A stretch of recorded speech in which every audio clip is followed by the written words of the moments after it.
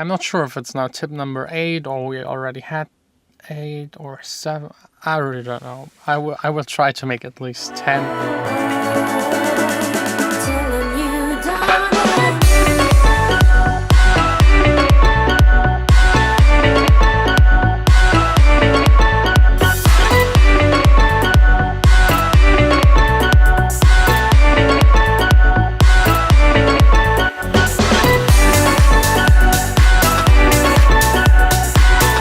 It's me, Jon Sine. Welcome to my studio. Today I don't really have a whole lot of time. It's Monday. Monday is a business day. I have to take care of another release on my label, and then 1 week after that my own release on my own label. So a whole lot of things to take care of. Tomorrow is the mastering. This will be exciting. So don't forget to tune in tomorrow. So instead just watching me sitting here writing emails and complaining about all of the business stuff, let's just do a video with my top 10 tips and tricks, like small tips and tricks that will help to improve your productions. The first tip is to always consider a low cut. Even on the kick you might need a low cut depending on the sample.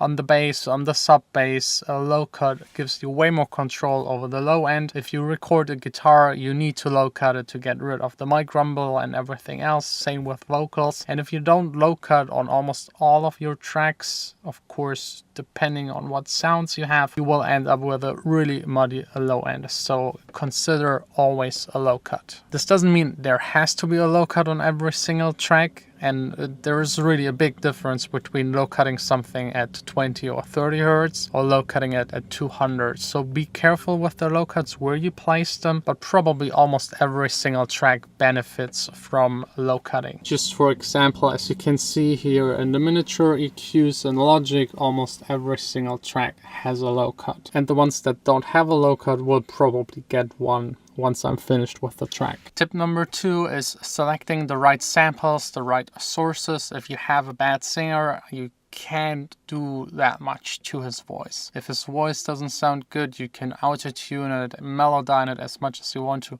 It will never be good. So try at the beginning where you record your sounds or where you select your samples from to pick the right ones. It's easier to get a kick that is already quite there and you might not even have to do anything with it than choosing a kick that doesn't sound alright and try to tweak it to be a good kick. That's usually not really possible. It takes way too much time. So I think besides of spending a whole lot of time thinking about your own tracks, the thing that takes up the most time is actually going through samples and sounds, just trying to find the right ones. I think the third most important thing is stereo spread, especially if you make more pop influenced music.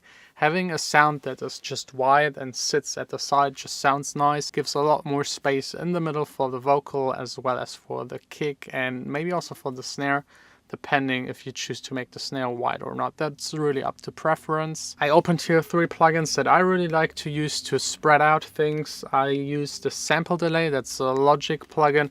It just delays one of the 2 channels, left or right, by a couple of milliseconds. Also here it depends on the sound by how much you have to delay it, but this just makes things really wide, especially if you have a mono source. That's your best option. Then there is also the S1 imager. I honestly don't really know what it does to the sound signal, but it also makes it wide at the end. I think it's a combination of sample delay and adjusting the left and right balance and also making the side signal louder. I'm not 100% sure on that, but it works. Just use it and see for yourself what it does. The third one on the bottom is the Slam Pro. It has one function in it where you can choose a crossover frequency, so you can make, for example, everything below 300 Hz mono. Everything above it you can just turn one knob up to make it wide. I personally love wide sounds, but be careful with them. If you make your entire track wide, especially if it's club music, it loses entirely its punch. And you also have to consider the mono compatibility. So if you listen to a really wide track on your phone that just has one speaker, you might lose a couple of sounds. This happens especially a lot on guitar sounds. Next up is actually setting up your reverbs correct. I hear that mistake on so many productions that people send me demos for my labels or for the track submits, that the reverb times are just either too long or the mix is way too much up.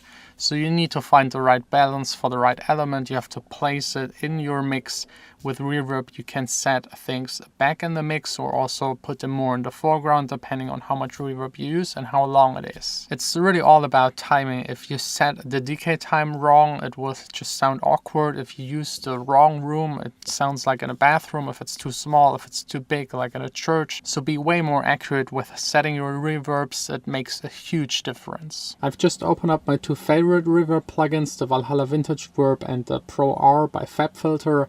I really like both. The Vintage Verb has a little bit more color to it, and the Pro R is more precise and has really nice algorithms here at the space knob. And there is another reason why I actually open up both of them, because both of these reverbs have built-in EQs. Here, this last section at the Valhalla Vintage Verb, you can cut the lows and the highs.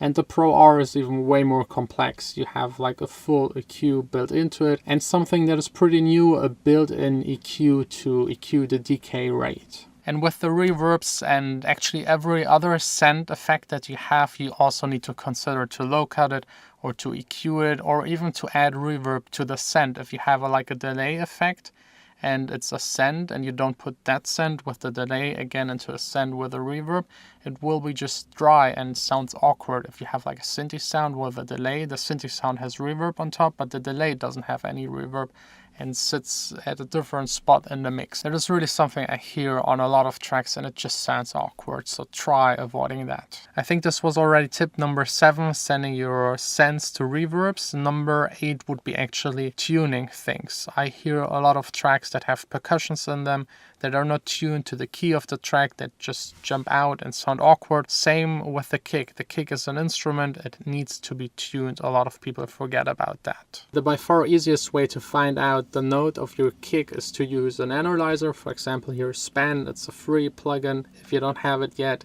get it. It's so helpful. It's the best analyzer on the market. So by just playing the kick and checking out where the peak is, you can see that this kick, for example, is playing right around G. Probably the best to keep the kick in the root note, but sometimes it's too low or sitting too high, so just pick another note that is still within the same key but not the root note. It's not necessary. It sounds a little better if it is, but if it's another note it's also cool. But don't try to pick a note that is just not part of the scale. I don't know, I hear it every time on tracks and it's like such an easy thing to fix, and it just makes your track just glue so much better together. I'm not sure if it's now tip number 8 or we already had 8 or 7. I really don't know. But anyways, let's continue with the next one.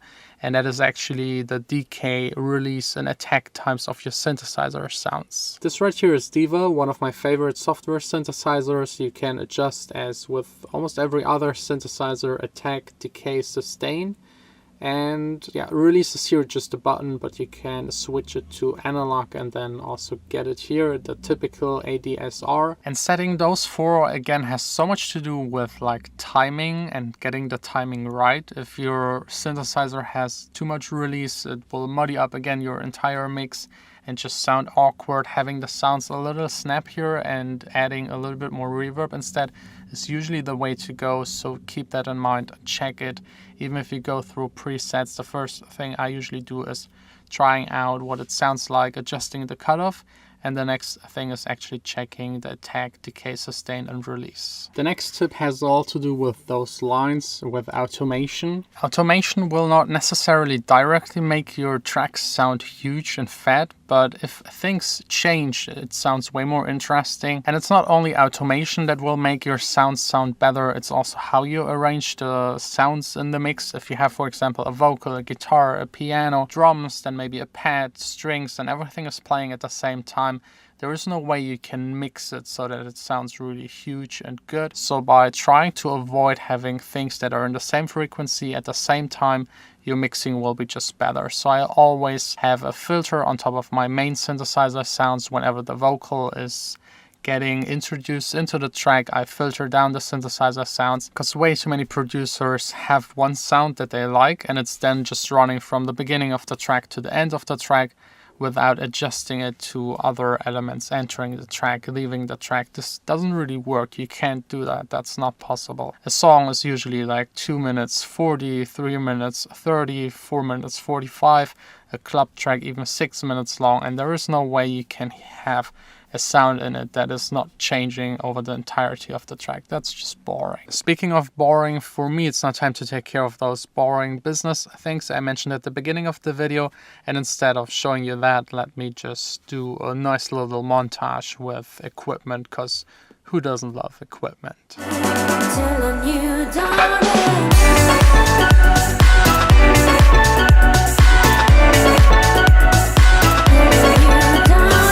All done with work for today. The best thing about it is I even managed to work a little bit on music, working on my new track with Gavin called We Runnin'. By the way, if you're interested in the equipment, it's all linked down below in the description. And I'm also extremely happy about Wavio's remix for my Dawning track. It now reached in 3.5 weeks almost 50,000 plays on Spotify, which is just amazing for someone that won the remix competition, had his first release on my label, and now it's already getting quite a lot of plays.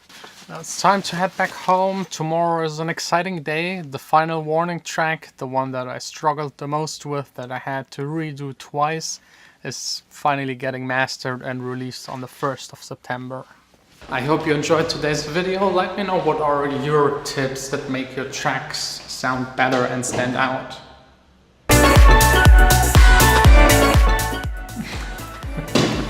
Just wanted to open the door, but it's locked.